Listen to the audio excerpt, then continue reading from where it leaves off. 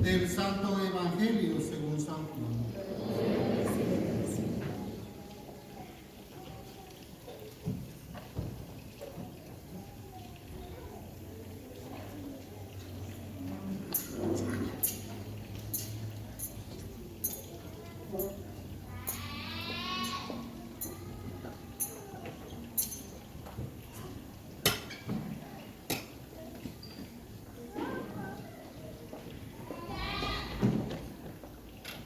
Cuando se acercaba la Pascua de los judíos, Jesús llegó a Jerusalén y encontró en el templo a los vendedores de bueyes, ovejas y palomas, y a los cambiantes con sus mesas. Entonces hizo un látigo de cordeles y los echó del templo con todo y sus ovejas y bueyes. A los cambistas les volcó las mesas y les tiró al suelo las monedas. Y a los que vendían palomas les dijo: quiten todo de aquí y no conviertan en un mercado la casa de mi Padre. En ese momento sus discípulos se acordaron de lo que estaba escrito: el celo de tu casa me devora. Después intervinieron los judíos para preguntarle: ¿qué señal nos das de que tienes autoridad para actuar así? Jesús les respondió: destruyan este templo y en 3 días lo reconstruiré. Replicaron los judíos: 46 años se ha llevado la construcción del templo, ¿y tú lo vas a levantar en 3 días? Pero él hablaba del templo de su cuerpo. Por eso, cuando resucitó Jesús de entre los muertos, se acordaron sus discípulos de que había dicho aquello y creyeron en la Escritura y en las palabras que Jesús había dicho. Mientras estuvo en Jerusalén para las fiestas de Pascua, muchos creyeron en él al ver los prodigios que hacían, pero Jesús no se fiaba de ellos porque los conocía a todos y no necesitaba que nadie les descubriera lo que es el hombre, porque él sabía lo que hay en el hombre. Palabra del Señor.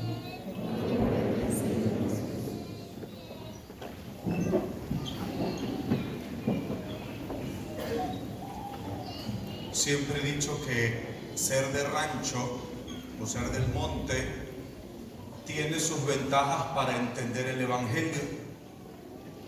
I'm so sorry, ¿verdad? Los que son de ciudad, que no anduvieron entre animales, entre sembradíos y todas estas cosas, cosechas. Hay muchos detalles del Evangelio que no los logran entender hasta que se explican con mucho detalle.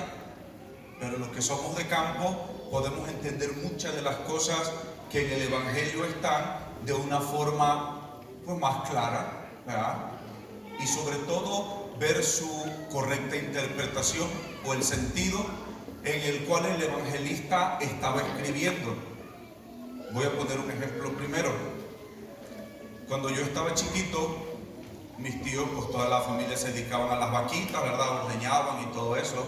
Entonces, cada cierto tiempo tenían que cambiar las vacas del corral. Un tío tenía su corral cerca de su casa.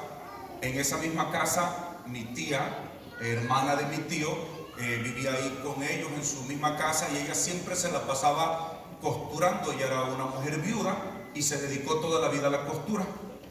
Entonces los viejos dijeron: vamos a cambiar las vacas. Yo era un niño como de 6 años, estaba chiquito, y me dicen: vente por acá, agarra unas riatas, vamos a abrir esta puerta porque las vacas reconocen su lugar, y si les abre una puerta, todas las vacas se van por esa puerta, ¿no?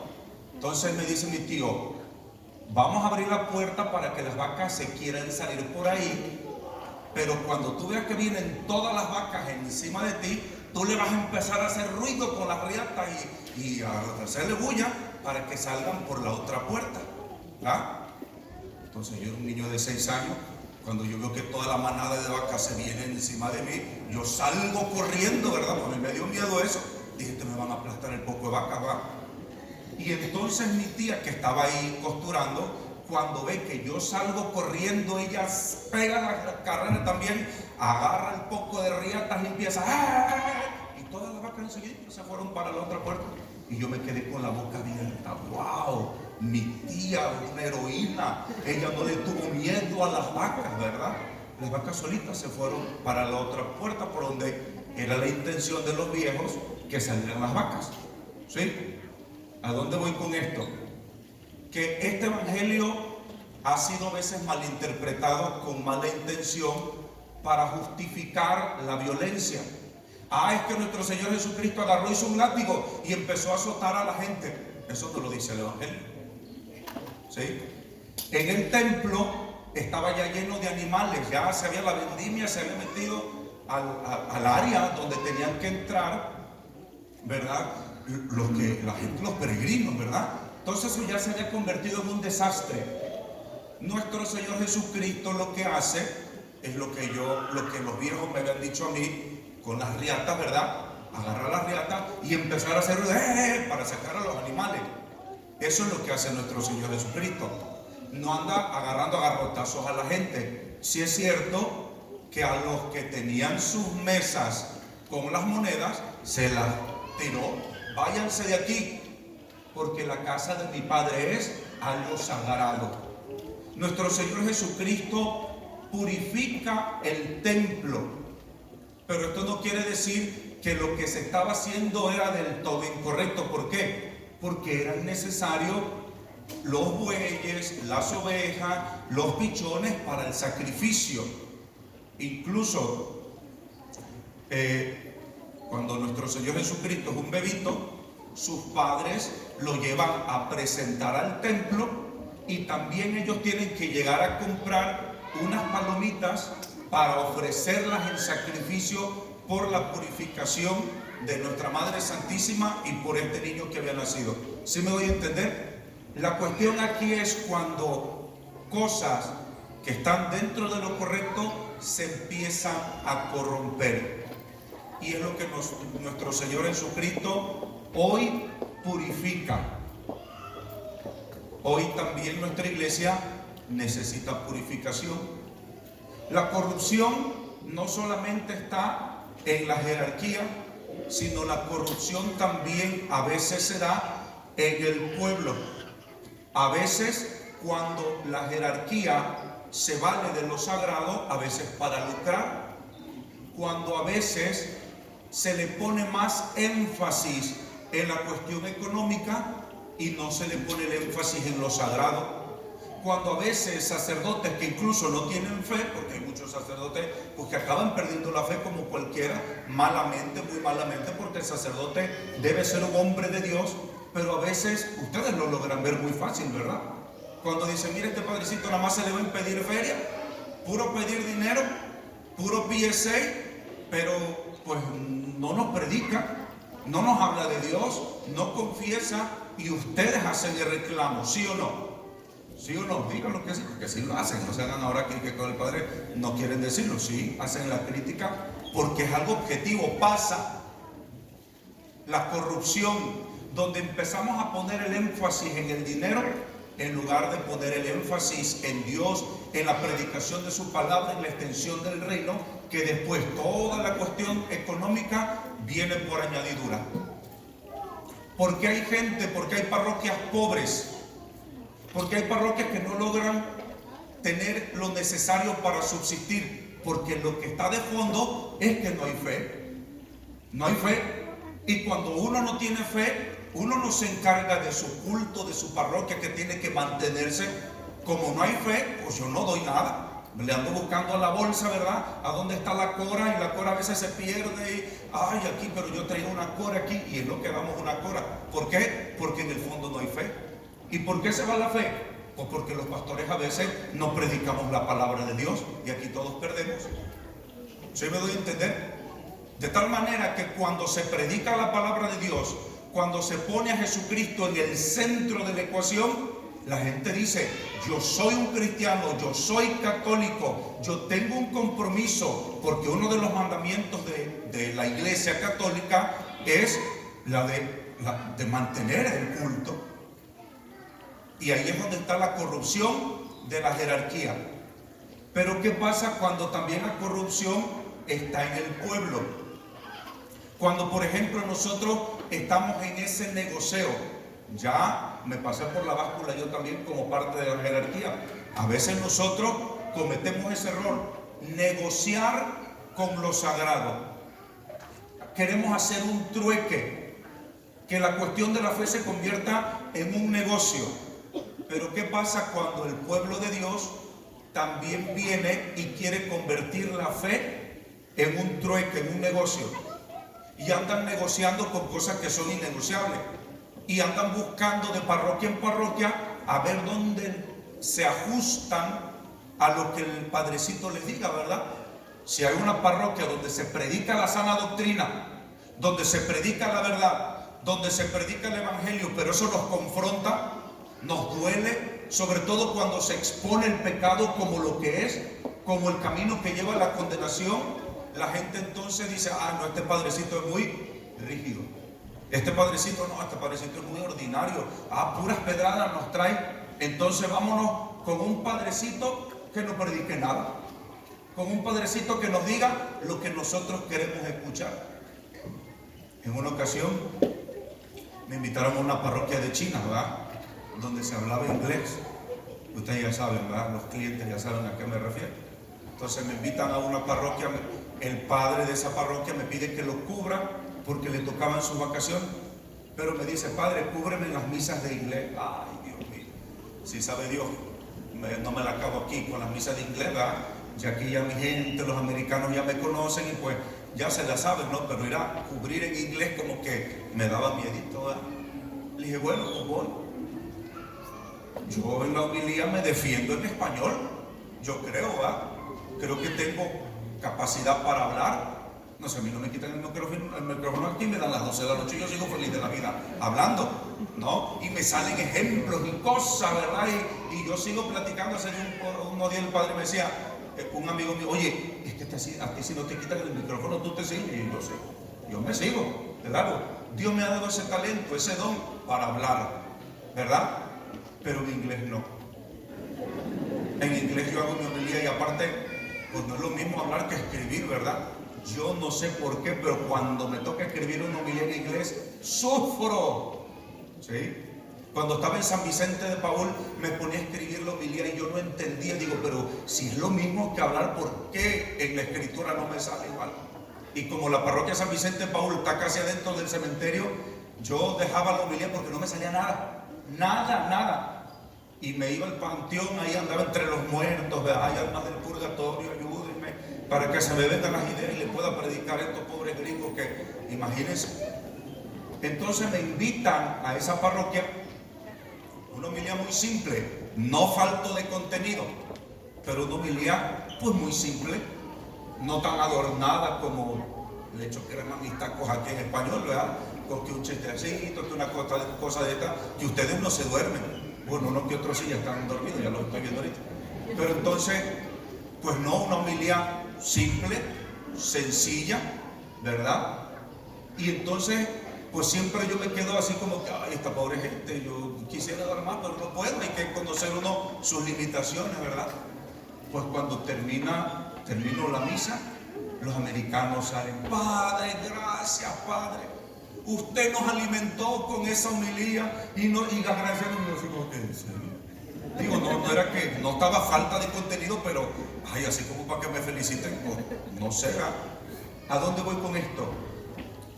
Qué hambrienta estaba esta gente para que una homilía tan sencilla se les hubiera hecho como algo que les había alimentado. Gente con hambre de la palabra de Dios, gente con hambre del evangelio, gente con hambre de la sana doctrina. ¿Sí me doy a entender? Entonces, mis queridos hijos, a veces el trueque también está de parte del pueblo cuando quieren que la iglesia se acomode a su estilo de vida. Pero la misión de la iglesia es predicar la verdad. La misión de la iglesia es decirte que estás en el error si es que lo estás. La misión de la iglesia es llevarte a la salvación. La misión de la iglesia es mostrarte el camino que lleva al cielo. Y si yo no lo estoy haciendo, entonces yo no estoy cumpliendo con mi misión. Y ahí es también donde hay una corrupción del pueblo. Hoy necesitamos conversión. Y necesitamos conversión en la jerarquía, pero también necesitamos conversión en el pueblo. Hubo en una época de la iglesia una reforma muy buena en el tiempo de San Gregorio Magno. Se llamó la Reforma Gregoriana. El clero era un desastre, los obispos eran un desastre, tipo como ahorita hoy día, ¿verdad? ¿Qué pasó? Que el pueblo se levantó, pero era un pueblo que estaba harto, un pueblo que moría de hambre de la palabra de Dios, un pueblo que moría, estaba desfalleciendo porque el clero se había corrompido, y ese pueblo se levantó, empezaron a clamar a Dios y le dijeron al clero: ustedes no saben vivir su vocación. Y fue una conversión y fue una reforma que empezó del pueblo, que obligó a toda la jerarquía a una conversión. Y fue una época de gloria en la iglesia católica, una conversión muy hermosa que pasó en el clero y en toda la iglesia. Hoy lo necesitamos. Estamos en el tiempo de Cuaresma. La palabra de Dios desde el miércoles de ceniza en algunos momentos nos decía: aún es tiempo, aún es tiempo. Mientras tengamos vida, es el tiempo de la conversión, es el tiempo de la restauración. Intento terminar con una idea. Yo no sé si ustedes, sobre todo los que ya estamos veteranones, ¿verdad? Los más viejos, sí, ¿verdad? Cuando éramos, yo digo, ya también entro en la camada de muchos de aquí, ¿verdad? Cuando venía el diciembre, el mes de diciembre, la fiesta decembrina, era algo que duraba, que parecía que era eterno. ¿Se acuerdan ustedes, los viejos? Duraba ese tiempo. Para que llegara diciembre parecía una eternidad, ¿sí o no? Y ahora no les da la impresión como que el tiempo se está cortando, como que van pasando los meses, ya estamos en marzo y apenas parece que estamos eructando los tamales del 24 de diciembre, todavía eructamos el pozole, ¿verdad? Y ya estamos en marzo, y luego ya ahorita va a venir abril, la Semana Santa, y luego viene el verano, y ya luego otra vez ya estamos preparando el Thanksgiving y otra vez diciembre. ¿No les da no han notado eso? Que el tiempo va pasando rápido. ¿Saben qué es eso? Es una señal del final de los tiempos. Dice la palabra de Dios que el tiempo se acortará o se acelerará. ¿Por qué? Porque cuando venga la gran tribulación, dice la palabra de Dios, si el tiempo no se acorta, no se acelera, incluso hasta los santos perecerán. Pero aún es tiempo, no se me espanten. Aún es tiempo, y es tiempo de conversión, es tiempo de volver a Cristo, es tiempo de volver a la confesión, es tiempo de volver a la comunión, es tiempo de volver a los grupos, es tiempo de volver a engrandecer a nuestra iglesia, que se renueve como esa esposa inmaculada de Cristo. Depende de nosotros si hacemos esto realidad. Pidámosle a Dios que nos conceda la gracia en esta Cuaresma de la conversión, para que entonces el día de la vigilia pascual todos vengamos a celebrar ese gran acontecimiento de la resurrección de nuestro Señor Jesucristo. Es una tristeza que la gente venga el miércoles de ceniza matándose. Se lo juro, la gente viene hasta allá: Padre, por favor, regálame cenicita. Viene matándose por la cenicita. Y yo así, sí, el miércoles de ceniza ni día de precepto es. ¿Ustedes saben eso? No es de precepto. La gente, ay, Padre, es que, de los que ya están más dentro de la iglesia, es que no vine, yo creo que pequé porque no vine el miércoles de ceniza. Tranquilo, no es pecado, no es día de precepto. ¿Ustedes lo sabían?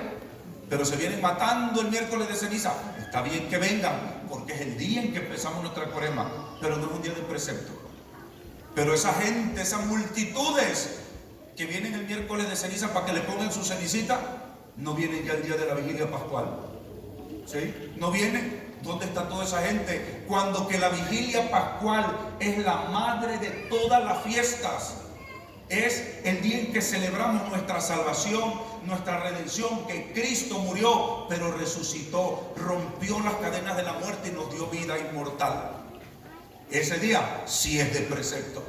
Ojalá y estén aquí, porque aquí el día de la vigilia pascual estamos los hispanos, los gringos, los vietnamitas, y ni la iglesia se llena. Algo está mal, algo está muy mal, que no tenemos conciencia que es ese grandioso día de la vigilia pascual. Por eso preparémonos con la penitencia, preparémonos con la confesión, preparémonos con un buen ayuno, preparémonos con las limosnas que la iglesia manda que se practiquen en este tiempo de Cuaresma. En el nombre del Padre, y del Hijo, y del Espíritu Santo. Amén.